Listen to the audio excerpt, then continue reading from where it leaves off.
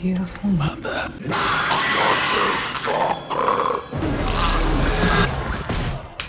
Ow.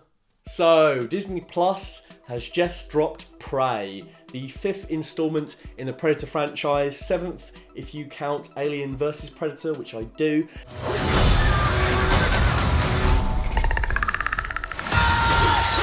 It's pretty good, it's pretty fun, I liked it a lot, but where does it come amongst the other Predator movies for me? This is going to be a ranking that I think is largely going to be pretty positive because I have a huge affinity for not only Predator but Alien, and for me, you know, you can go on about the MCU all you want. Try the AVPU, that's where the real gold is, alright? Even if the crossovers in that film franchise are not very good, the collective awesomeness of the good Alien movies and the good Predator movies far blast out of the water the best the MCU has to offer.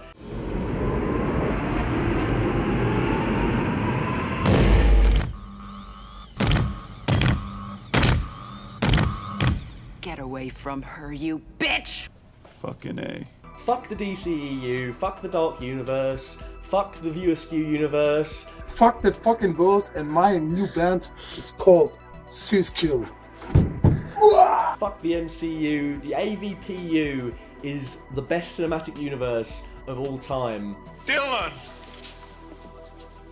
You son of a bitch. Just incredible stuff. Even right down to the recent Alien films. Alien Covenant is a banger, and when I drop my Alien ranking, I'm going to go into detail about just why that is. But for now, Predator, Predator 2, Predators, The Predator, Prey, and AVP and AVP2 Requiem. Where do they come in my ranking? What is my favourite Predator movie of all time? It's not going to be a surprising answer. Let's do it, let's rank them. If it bleeds, We can kill it.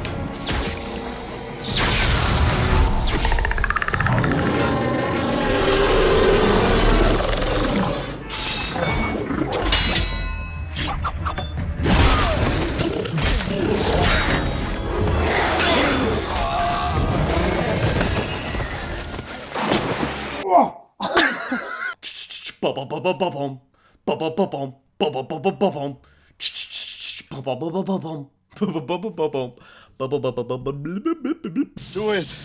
Do it! Come on, come on! Do it now! Kill me! This video is made in partnership with a brand you've no doubt heard of, NordVPN. You've probably heard about it for very good reason. If you're looking to improve and protect your online experience, NordVPN is your best bet. NordVPN acts as a dark web monitor that will immediately notify you if someone leaks your credentials to the dark web. They also have a no logs policy, so you can be confident they don't keep any record of the data that passes through. NordVPN has multi-factor authentication, which makes your account super secure and allows you to protect your data with confidence. My favourite feature whilst using NordVPN is being able to change my online location, allowing me to unlock content that I wouldn't normally be able to access in different countries. With a VPN, I can unlock the full power of this fully armed and operational Netflix subscription. But you knew that already. Come on. Why am I still talking? You need a VPN, I need a VPN, we all need a VPN. Go to nordvpn.com/fullfatvideos or click on my link in the description and use code fullfatvideos to get a 2-year plan with a huge discount, plus 4 months free. The weather in the UK at the moment is utterly awful, so I apologise for any lighting inconsistencies across this video. The one bright side of UK weather is we can be sure that there will never be a predator coming to hunt us, because they like hot weather, and I'm sure many of you Brits watching will know that never happens in the UK.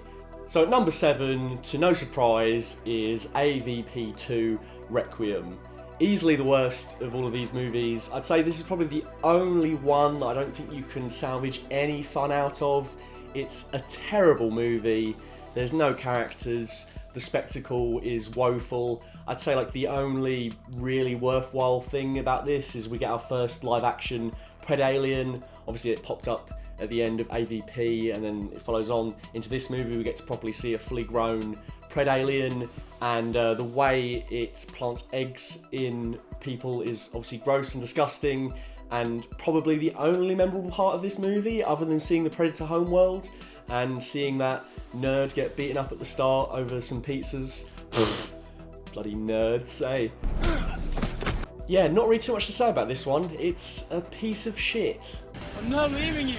Get to the chopper. And then at number 6, I'm putting The Predator, Shane Black's 2018 attempt at a Predator reboot of sorts, although it does follow on from the other movies, is a drastically different tone. This feels like the Predator franchise's attempt at an MCU movie, and it's all the worse for it. It's a really odd tonal mix. You've got like R-rated violence and gore, and then the rest of it plays out with the tone of like an MCU hit. But I'm pretty sure audiences do not want that kind of tone from a Predator movie. I said about AVP2 Requiem that that's the only movie you can't derive any fun from, and whilst The Predator is also terrible, I would say that there's a few Shane Blackisms here and there. There's a few good lines that make you laugh. I do like the loonies, as they are dubbed, as the core cast of characters, but this just doesn't come together. And the worst thing about this entire experience is the big Predator.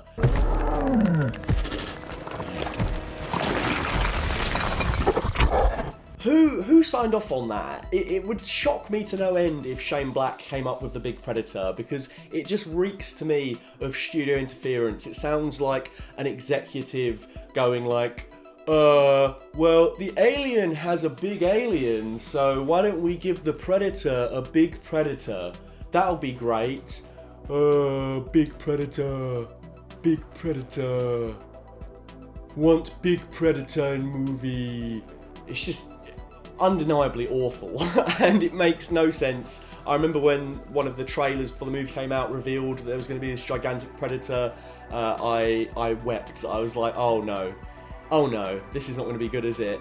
I don't know why you would take a creature like the Predator, who's already like 7 foot, built like a brick shithouse, one of the most intimidating alien creatures put to film, the ultimate hunter, and then you take that concept and then say, you know what we're going to do? We're going to take away from having a practical effect, having a guy in a suit that can go toe-to-toe with none other than Arnold Schwarzenegger, and we're now going to make it a gigantic CGI behemoth that kicks people around and throws them like he's the fucking Hulk. It's so stupid, and I hate whenever the Predator is rendered in CGI rather than being a practical effect. There's absolutely no need. The effects from 1987 and 1990 still hold up tremendously well. There's no need for it. I like Boyd Holbrook as the lead, but he's not really given an awful lot to do. I think the weirdest thing about this one as well is it's just trying to be like subversive and clever with the Predator mythology, but all it results in is, like, from the first 5 minutes, you see a Predator clear of his day, fiddling with his ship, crash landing, and immediately all of the mystery behind this creature that could have been there is evaporates from the film. And then, you know, there's lots of weird callbacks to previous lines, like you've got Olivia Munn's character saying, "You're one beautiful motherfucker," and the most egregious one is when Trayvon Rhodes shouts, "Get to the choppers," and the loonies run to a bunch of motorbikes and escape. Get to the choppers! Utterly awful, too clever for its own good, and also featuring one of the worst villain performances I have ever seen in Sterling K. Brown's Traeger. That's badass. I don't know what Shane Black was pushing for here with the direction behind this character. He's kind of like a cocky, smooth-talking villain, but it just comes off so cringy at every turn. And Sterling K. Brown is a fine actor. It's nothing to do with his caliber as an actor. It's just in this performance in this film is so utterly cringe. It's cringier than half the other cringy things in this movie. Took a vote. Predator's cooler, right?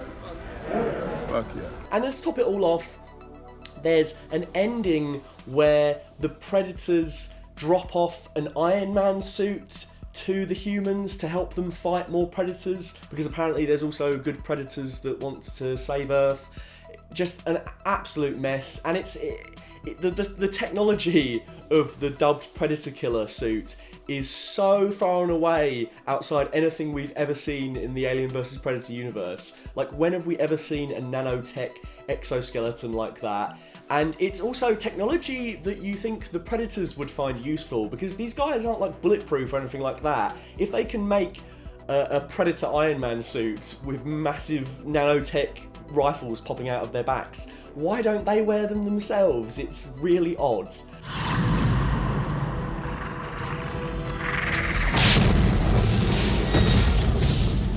This movie was butchered through test screenings, and there was reportedly a different third act entirely where Boyd Holbrook's character and the Loonies were going to go to Area 52 and free some like rebel predators, and they were going to go up against the big predator, and he was going to have like a group of predator hybrids of different varying designs that were going to go up against each other. So I think it probably would have had a more action-packed finale, and it probably would have doubled down a bit on like the thread started in the first half of the movie about like predator-human hybrids, which kind of goes nowhere in the finished cut.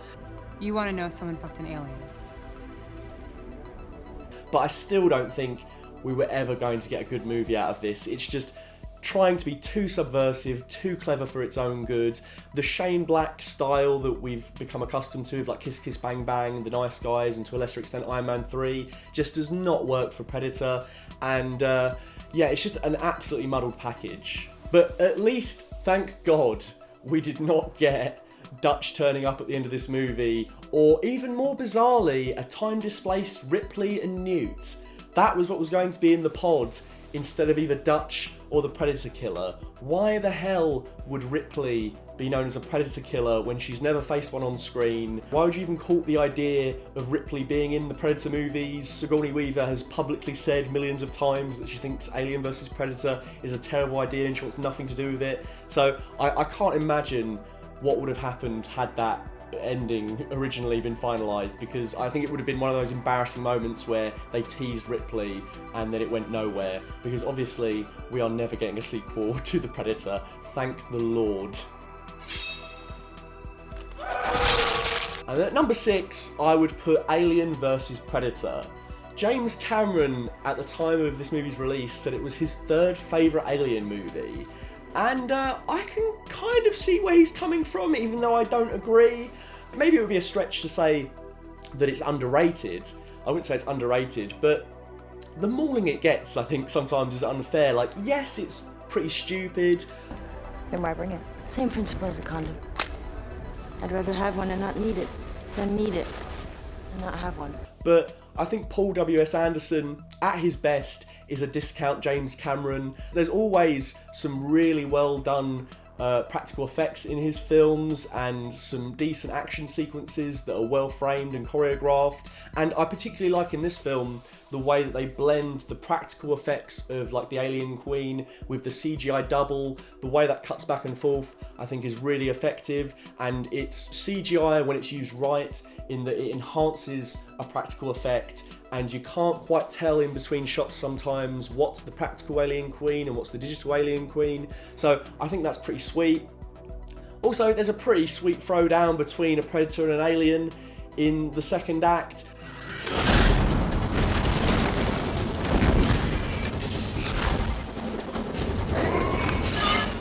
I wouldn't say that this fails to deliver on the promise of its premise, and also I quite like the idea that the Predators see the aliens as like the ultimate hunt, and that they, you know, we kind of play on the whole ancient aliens conspiracies with this one, and posit that they built the pyramids and encased alien queens in them to like go on hunts years and years later. You know, it's all quite kitsch and goofy, and it doesn't quite slot into the more serious tone of the Aliens films, but I think considering what they're working with, I think it's kind of fun. I like that the pyramid changes its geography like every 10 minutes or so. The characters are really thin.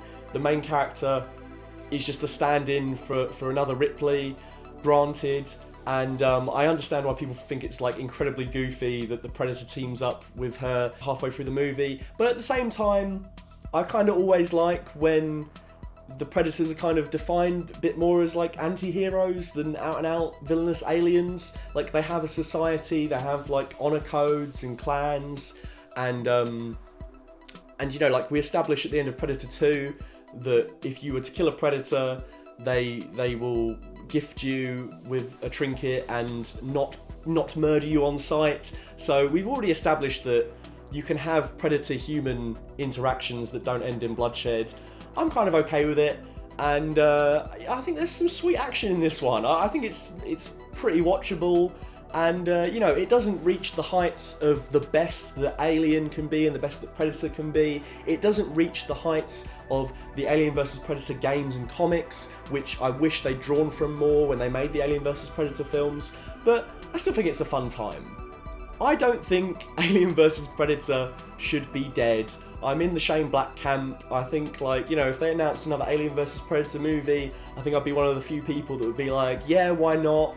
The game series by Rebellion, all three of them, proved that you can mash these characters together and have it completely work. I think the problem with these AVP movies is that for some reason they choose to set them in the present day, when I think what should be the premise is the colonial marines going up against a predator. It should be set in the future. And also, I think, like, the aliens don't really work in the present day, they work in the future, but the predator could work in both time periods. So I think it would make so much more sense if we dropped a predator into the futuristic alien world rather than dropping aliens into the contemporary predator worlds. Doesn't make sense to me. I actually worked on an Alien ranking as long as, well over a year ago now, where I spoke about both the AVP movies in a lot more detail alongside my Alien movies, so I'm not going to touch on them too much in this video because I've already edited a lot of it, but rest assured, when I drop my Alien ranking, which I should finish off soon, I should really get back to that, I'll talk about them in a bit more detail. Okay, so that's the crummy Predator movies out of the way. From here on out, I would consider everything here a properly good movie, all with truly great moments at the very least. The gap from picks 5 to 4 is pretty wide.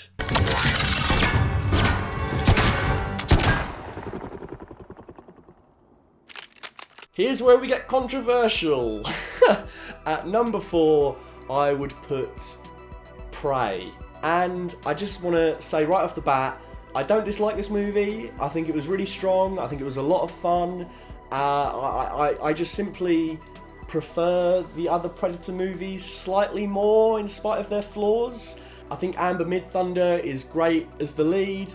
I like that Dan Trachtenberg stripped this back to a story set in the past with Native Americans taking on the Predator. They've obviously got more feeble technology than we've seen with the present day heroes like Harrigan and Dutch, so that's a nice way of spinning the Predator myth. The Predator design in this one is really interesting because it would have been so easy to give this Predator the same weapons and aesthetic and ignore the fact that we are hundreds of years past for both human and Predator technology, but thankfully the film opts to give us more archaic spins on the classic gear. Concept artist Michael Vincent explained that this Predator is from a warmer part of their home planet and is more akin to a desert Predator. The bone mask is a truly unique Predator mask design, and it's inspired to keep the mandibles out, unlike other versions we've seen. This is all in all my second favourite Predator design, behind... It is essentially just another retelling of the first movie, right down to some very similar beats. But the thing that really brings this down for me, I think, is the overuse of a CGI Predator, particularly when the Predator's fighting Native Americans, when it's like invisibility cloak is kind of malfunctioning.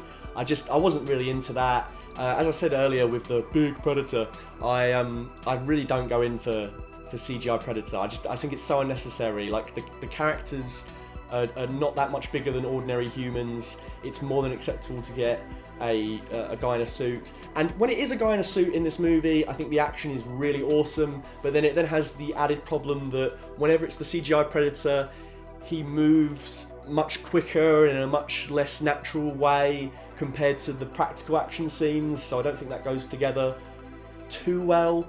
But I don't want you to think that I think this is a bad movie or that I'm shitting on it. I'm just trying to explain why I would put it slightly below, and I mean very slightly below, my other 3 picks. I think this is a step in the right direction, undeniably, for the Predator franchise.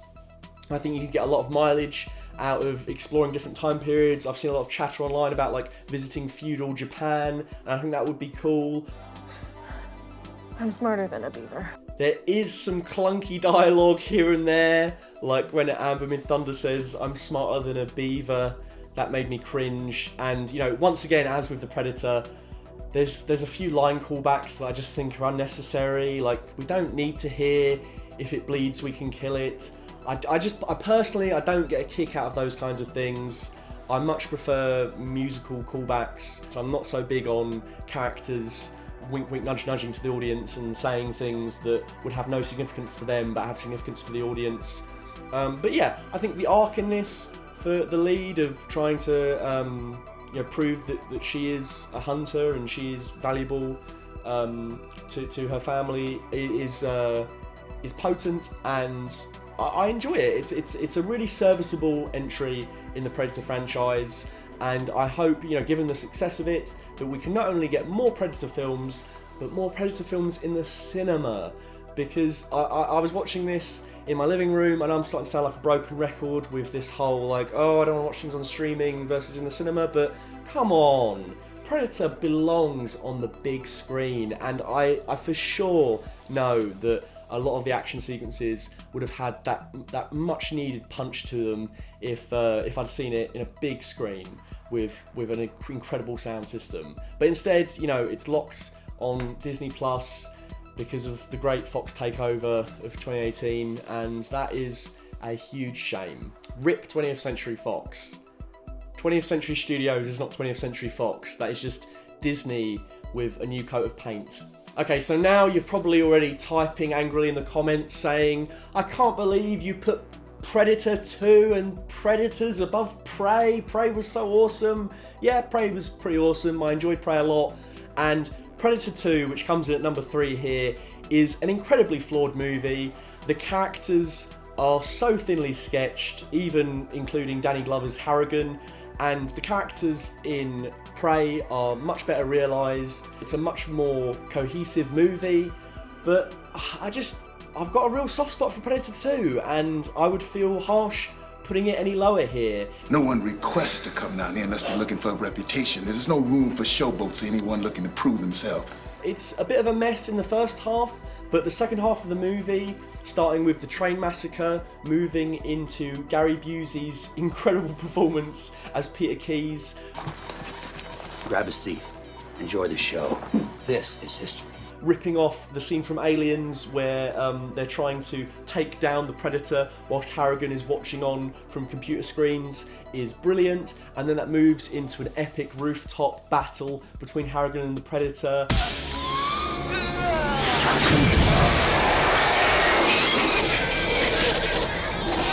And then Harrigan falls through an elevator shaft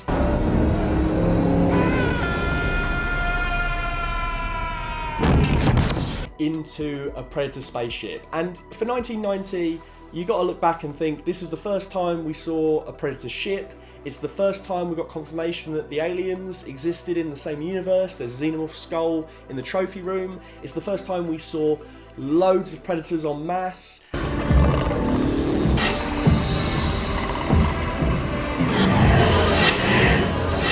And we also got like a lot more texture to their hunting honor code. As I said earlier, the Predators leave Harrigan at the end of this. They don't kill him for executing one of their own. They in fact reward him with the pistol that is now seen in Prey. Predator 2, weirdly, is the one that gets seemingly the most callbacks in other media. They reference it in The Predator by having Keyes' son be part of the operation to examine the Predator, and then obviously the pistol shows up in Prey. Just odd that a movie that is so maligned and criticised ends up echoing throughout the franchise, almost possibly more than the first movie. Also, you got Bill Paxton, R.I.P. to the GOAT, the only man that has been killed by a Terminator, a Predator, and an alien. That business with Lance Henriksen doesn't count. He's a lot of fun in this movie. There's some great kills.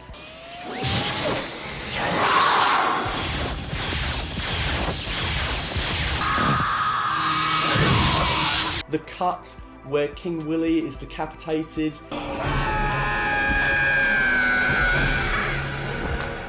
Is absolutely masterful, as is that shot of the Predator's feet stepping through the puddle with the lightning. There's just, I don't know, there's a lot of awesome in this movie to go along with a bare bones script. I love that Harrigan just rocks up at the start and then tears his car door off, pops out a shotgun from his back seat, and then drives headfirst into some LA gangs. Like there's just a lot of carnage in this movie.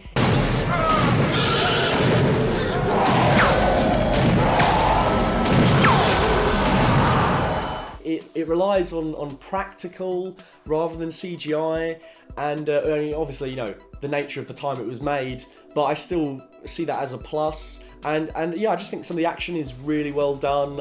I just love the last 45 minutes. It's just one great big action scene that goes through so many different locations and moods. And the production design is awesome. I love the meat cellar where they try and trap the Predator, and the design of the Predator ship is incredible. The smoke, the orangey hues, the design of the interior, the trophy room, top notch. Also, you know, Danny Glover's Harrigan has no character. There's not really a strong push and pull between him and the Predator. They don't really have the dynamic that Dutch and the Predator has in the first movie, but it's Danny Glover. It's basically Lethal Weapon versus Predator, and he has a bunch of lines that I love. That's straight asshole. Shit happened! I love it when he says to Gary Busey, like, "What?" I didn't think he was vegetarian. And at the very end of the movie, when Keyes' second in command is like, "Ah, we almost had the Predator," and he just like flips the pistol onto his back, and he's like, Don't worry, asshole. You'll get another chance. He sees all the other Predators dematerialise around him, and he just drops the disc and is like, Okay, who's next? Harrigan is an absolute tank. Danny Glover pulls a lot out of his arse when he's got nothing to work with, and for that reason, I put Predator 2 at 3.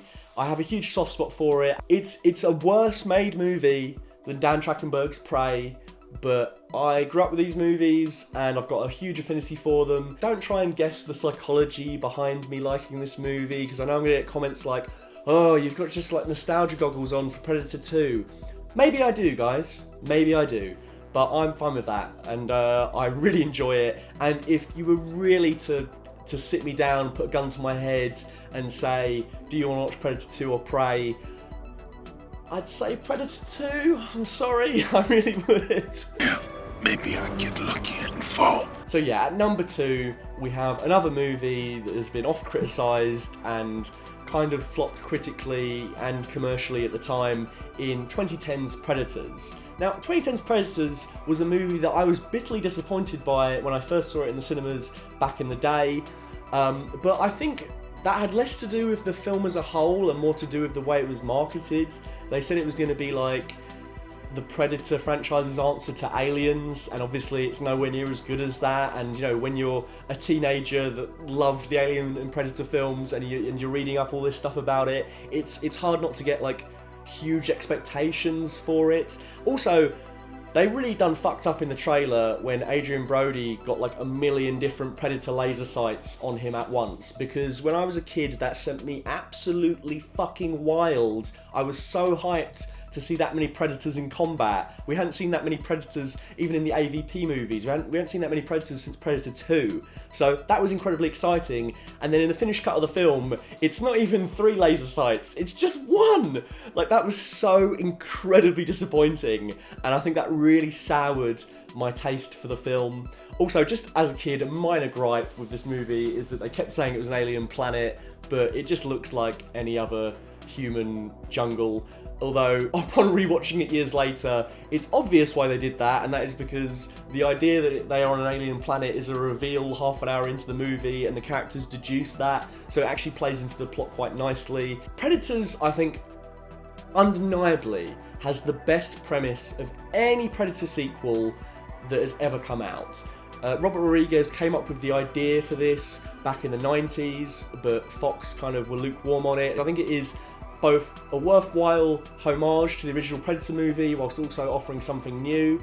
I love the idea that different apex predators on our own planet from different nationalities and different walks of life and different combat situations and death-defying situations are chucked together into this melting pot. They're in this like game reserve, and I see a lot of people say that like having 3 predators kind of diminishes the impact of them versus having like 1 predator, and I do get that, but at the same time I think the way they go out in the film makes sense, and it leads to us getting things like a Yakuza sword fight with a predator, which is awesome. I also love the cast in this movie. The cast is incredible. You've got Mahershala Ali, Walton Goggins, Topher Grace, Alice Braga, Danny Trejo, and you know what? I'm going to get a lot of flack for this because a load of people think Adrian Brody sucks in this movie, but I actually really like his performance. I'm not. But I'm fast. He's not as huge as Arnold, and he's very wiry, but this guy is a tall man, and he is ripped in this movie, and I totally buy that someone with his physique will be able to fuck you up. I think Hollywood movies have given us such a warped perception of what like a fighter's body would look like, and in actuality they'd be less likely to look like Arnold, like a bodybuilder, and they'd be more likely to look like Adrian Brody's character in this movie. Yes, he's kind of doing a bit of a late 2000s Christian Bale Batman voice. Wherever they're from, we're gonna kill them all. Which feels a bit forced, but I think his character's fun. I like that he's kind of the inverse of Dutch, where Dutch is so hell-bent on protecting his team and caring about his fellow soldiers. This guy's willing to sell them out and use them as diversion and manipulate them to try and survive the hunt.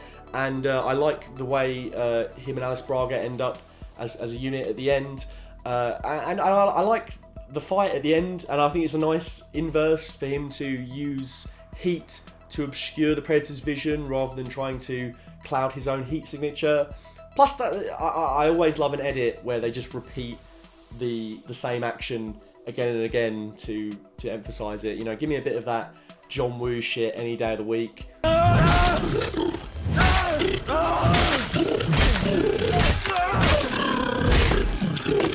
There's a pretty sweet Predator versus Predator battle. I don't think all the ideas in this movie quite come together. Lawrence Fishburne's Noland is a really cool idea, and I love that he is like using Predator tech, and he survived like 10 seasons of the hunt, and he's gone a bit mad, but then that kind of just plays out a bit predictably. I almost think like he's interesting enough of a character that you could make him the main character in this kind of premise. But overall, you know, I have to say I really enjoy it, and I think it's got some great kills. I love the premise. I think the premise is just so awesome, and it's an excuse to have loads of different killers in one room interacting. All the characters in Predator are they know each other. They're a team. Whereas this, we get like Topher Grace playing a serial killer, we get Walton Goggins as a guy off death row, we get a Yakuza, we get Danny Trejo as a cartel member, and then we get loads of different like soldiers from different armies all squashed together, and I think that plays out really fun. And there is an attempt at character work that I think sometimes plays off quite nicely. Same thing. You just do it for a country, so you don't have to admit you like it. Between the characters, particularly when they settle in on Nolan's retreat and talk about their differences and how they're all killers. It's nice. I do believe Predators would have been received better now than it was in 2010. It honours the mythology with just enough new ideas to make it worthwhile, and it does it without succumbing to the ever-present lure of nostalgia-baiting, reference-heavy jargon. I'm sure a lot of people will think it's crazy that I put Predators above Prey, and I just want to reiterate before the angry comments come in, I do really like Prey, but I just have more of an affinity for Predator 2 and Predators.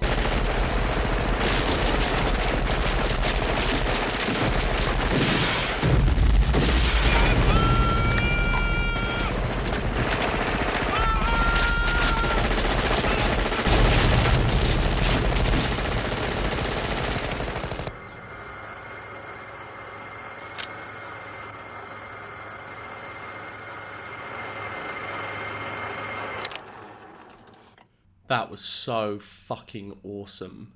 And then coming in at number 1, as if it was any surprise whatsoever, is the classic, the 5 stars, the action horror masterpiece that is Predator. I love Arnold Schwarzenegger, huge fan. Grew up on a steady diet of his movies, and aside from the Commando, the Barbarian, and the Terminator, the Predator killer known as Dutch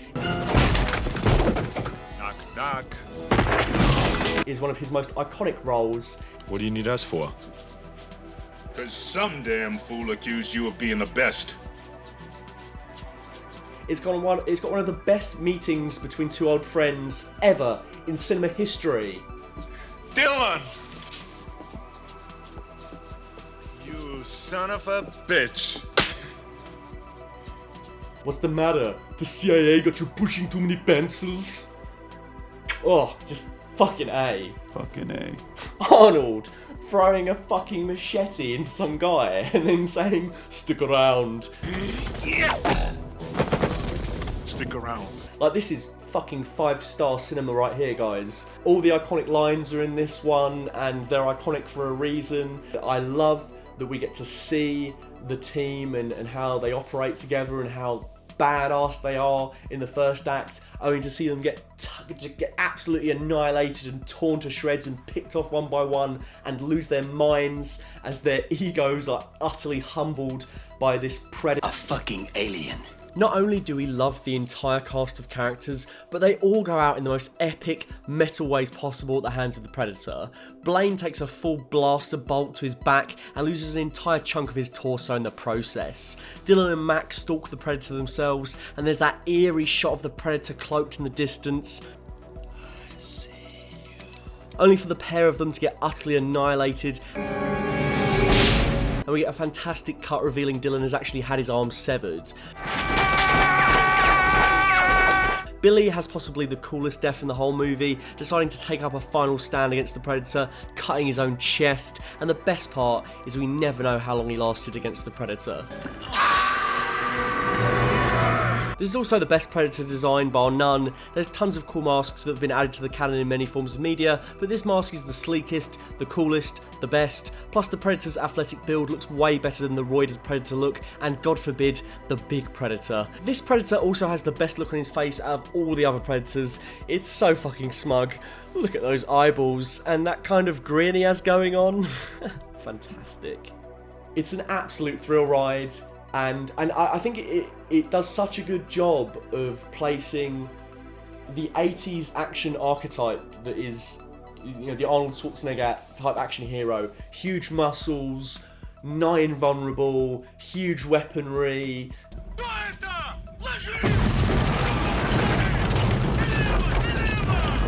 Can kill any man with his bare hands, and then throws him up against this incredibly intimidating presence. I love the reveals throughout the movie of how they deduce that, like, how it uses its vision. It's absolutely stellar performances from the likes of Jesse Ventura and Carl Weathers. And also, like, if we didn't have Predator, we wouldn't have that incredible clip of Jesse Ventura saying, "And I happened to view Arnold's wardrobe tape, and when my arms taped out 1 inch bigger than Mr. Olympia's, that made Jesse Ventura feel pretty good." Than Arnold Schwarzenegger, only to discover that Arnold Schwarzenegger had told the wardrobe department to tell Jesse Ventura that his arms were bigger than Arnold's for the costuming. Well, I'm very happy about that, because then my joke worked. So then when they went to the gym later that week, they would bet a bottle of champagne, and obviously Jesse Ventura is pretty safe in the fact that his arms are bigger, only to discover that Arnold's were bigger.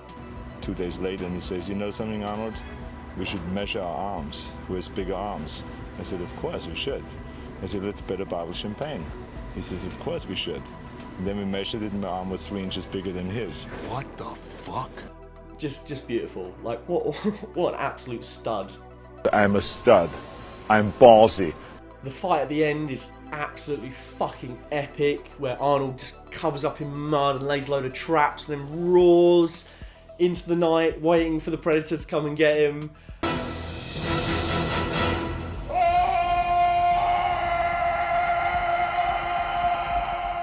It's just one of those movies you could stick on at any time of the day, any place, anywhere, and I will sit down and watch Predator because it is that much fun. Anytime, anywhere. Are you finished? And it kicked off all of these other movies, and none of them ever quite captured the mystery of the Predator quite like this one.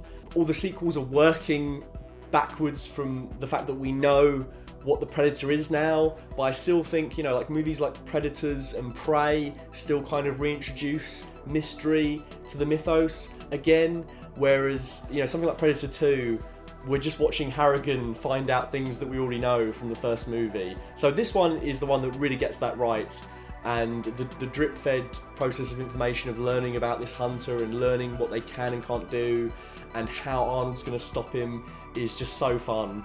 And I can't talk about Predator without having a massive smile on my face. If you've never seen Predator, what the fuck are you doing watching this? Just go watch Predator. Go! Get to the chopper! Ah!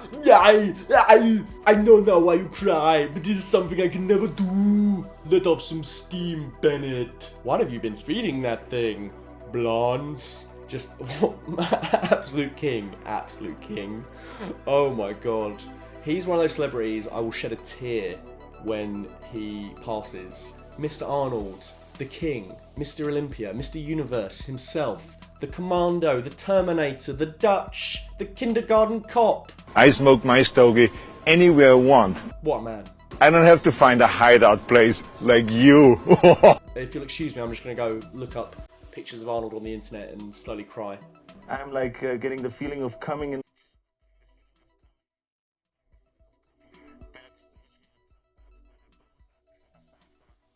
I mean, it's terrific, right? So, you know, I'm in heaven. A big thank you to my Full Fat tier patron, Dr. Chike. If you'd like to donate money to my Patreon, you can find me at patreon.com/fullfatvideos. If you'd like to find me on Instagram, you can find me at full_fat_videos. And if you'd like to find me on Twitter, you can find me at fullfatvideos.